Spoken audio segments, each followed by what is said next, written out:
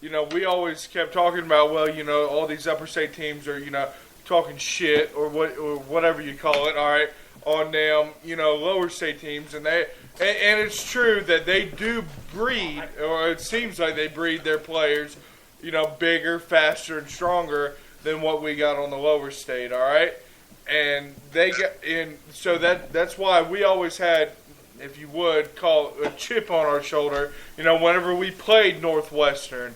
Or Irma, or whatever you call it. Whenever we played them, we felt like we had something to prove. Okay, against any team that was from either Columbia or above. Exactly. That's what determined us. That whole week leading into the whole playing them on Friday night, and that's what made us play, if you would, so good. Other than the fact that we were just really well coached.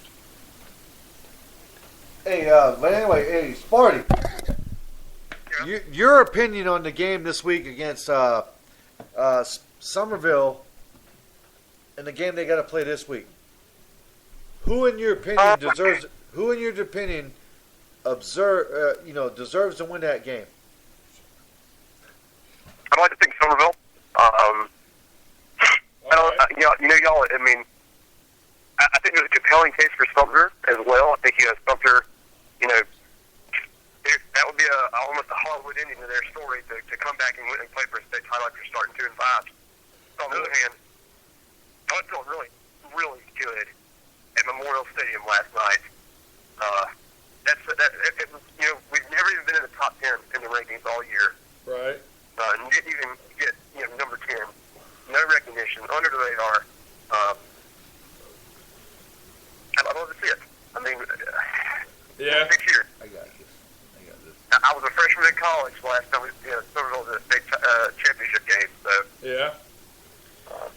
Well, it's really hard. Somerville, I really feel like if they're gonna lose, they're gonna beat themselves. Okay, that's how I really feel about the whole situation throughout the whole playoffs. Hands down, to me, they are, they're really well coached. When I was playing for Goose Creek, we played them every year. Okay, they are always really well coached. They're always, really well, always prepared. Okay, and I know one of the coaches personally over there, their offensive line coach, and over the season I talked to their whole offensive line because of their offensive line coach. I think that they're going to do really well. If they lose, it's because they beat themselves. Exactly. That's right, 100%. I'm going to tell you right now, that's 100%. But I'll tell you right now, once you get to this level of, especially in 4A, guys, I'm going to tell you right now, anything can happen. Anything can happen. It's big boy football now, guys. I'm going to tell you that. Put your chin straps on. Put your chin straps on. Atmosphere is going to be electric. That's for sure. You saw what happened at Goose Creek this past Friday night. No one saw that coming, but it happened. So, you got to go out there every night and ready to play the game. That's for sure. there was a fan on Palmetto Football Talk that said that Burns was going to go to the state championship, and if so, he was going to be an easy glide. They could take Somerville. And, y'all, I don't know when it became easy to beat John McKissick. I don't think it is. But you put that old man out on that football field and Williams Price one more time, there's very big motivation to give him that West State championship. I'm not so sure. Yeah, exactly. And Sparty. That old man, I think he's retired. He won it. But Sparty, I'm gonna let you know. And, Somerville does have stuff cooking in the kitchen. Them guys are doing a great job. Doing what Sawyer Bridges, passing the ball, and their running backs are doing an excellent job. Taking up the slacks, and is also as their defense. Even though they lost their starter, the Carolina commit, in the Goose Creek game to a torn ACL, doing an excellent job stepping up, doing the job they had to do to win games. Definitely agree, man. Definitely agree. Hey, Well, let me ask you. Just go to the brass tacks question, Sparty. Who do you think's going to win the state championship this year? Who do you like? In Division 2, I have Stratford because Northwestern is the good state title game to lose. And in Division 1, I have Somerville Green Wave all day. So apparently you're ruling for you're pulling for the low country teams. Spartanburg's not involved, and it depends on, I would be remiss if I didn't say I haven't pulled for Northwestern some. But generally speaking, if Spartanburg's not involved, I'm low country all day. It's a fucking lawsuit, man. But yeah, they don't pull for us. I don't pull for them. I hear you. All right, hey Sparty, we got a couple of new calls coming in, so we're gonna let you go, man, and good luck to all the teams in the upstate, and we wish you the best. All right, and we love to hear from you next week. We're not gonna stop the show. We're gonna run it through all the way to the state championship. So, and we'll talk to you soon, Hey, brother. go Somerville and go Stratford. Okay, that's all I'm gonna say right Everybody from the Low Country, go Somerville, go Stratford. That's for sure. I agree with Terry 100%. See y'all next week. now. Right, man. Hey, Sparty, thanks for calling. All right, buddy. Thank you, buddy. All right, guys. In case you don't know, that was Sparty. That was Spartanville, actually, from the Palmetto Football Talk. And also, he is on South Carolina Prep Talk as same name. We do encourage you to join in on the South Carolina Prep Talk. That is scpreptalk.com. Also, just sign up, register your name on South Carolina Prep Talk for the team you support and all that stuff. We do encourage, if you got any Gator fans out there listening, to join in on that and support your Gators. Even though we're in basketball season now, according to the loss we had last night against South Point, but we do encourage you guys to actually wholeheartedly support the Gators out. They're doing stellar as far as basketball.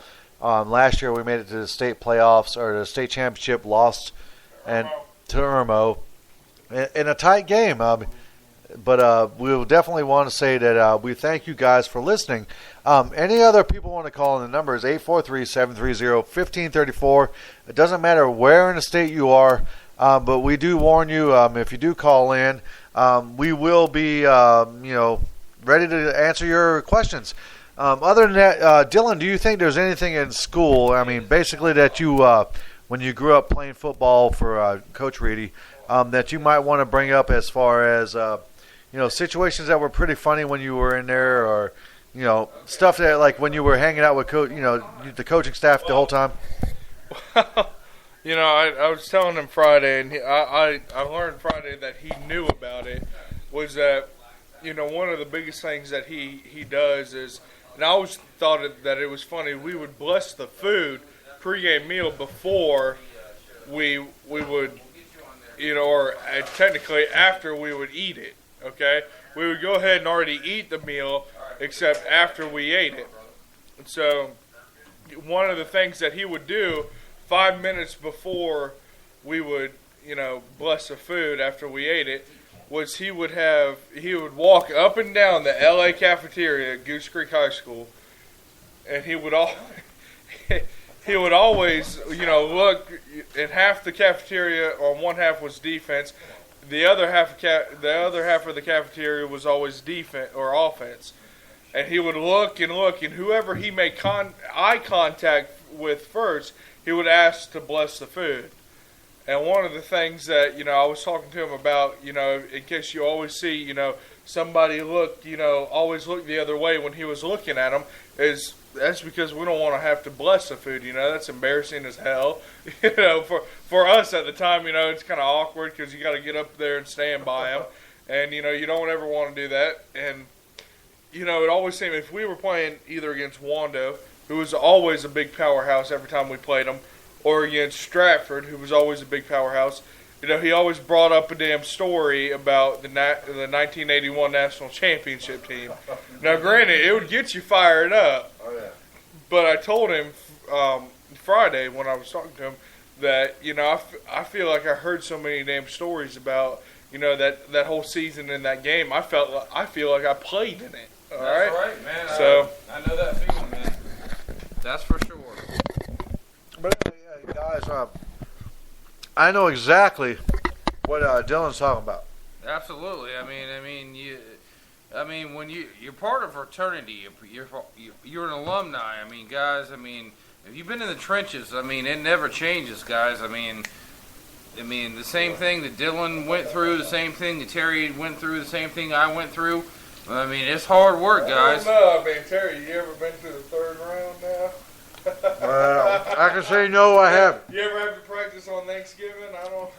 Whatever. No, Hey, Dylan. Hey, No offense to you, man. hey, Dylan. You ever went? Hey, it's Hey, because of guys like you, that help set up that Exactly. whole process through, And we do, like I said, we do appreciate you. We do appreciate your hard work and effort. But that talk about teamwork and camaraderie and stuff.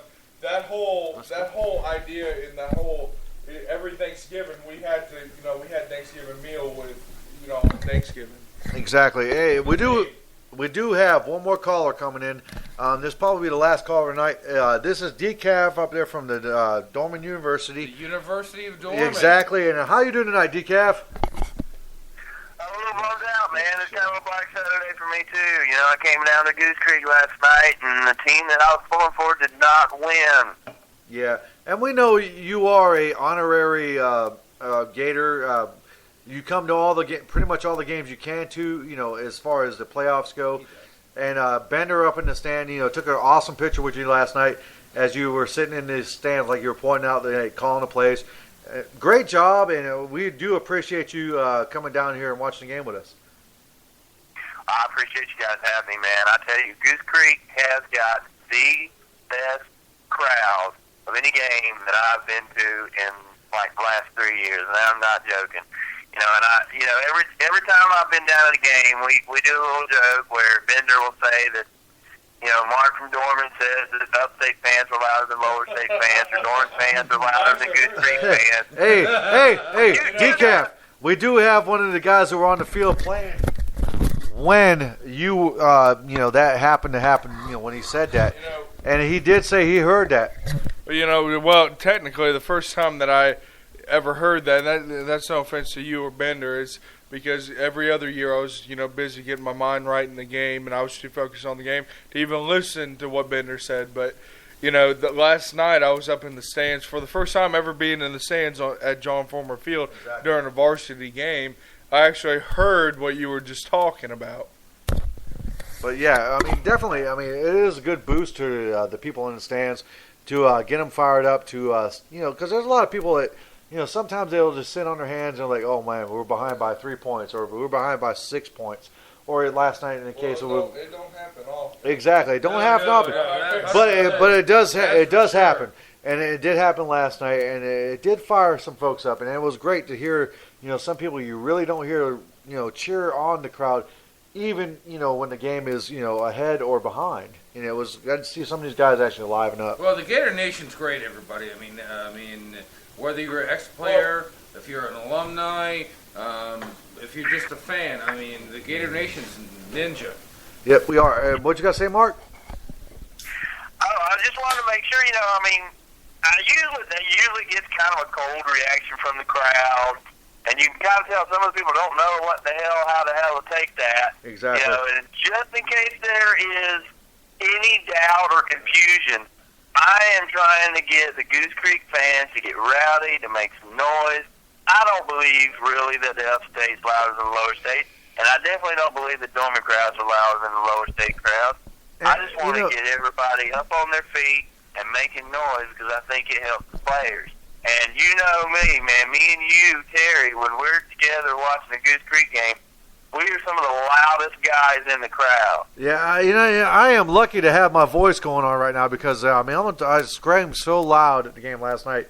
Yeah, I did 3 shows. We might go to 4th show if you decide to hang on tight there, Decaf.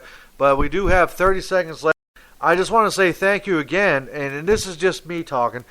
Thank you again for the coaching staff of Goose Creek. Please do stay on the line again, Decaf. We might have to go to the 4th all the callers we had. We do appreciate Dylan Steele coming in tonight for giving us time to play, for playing.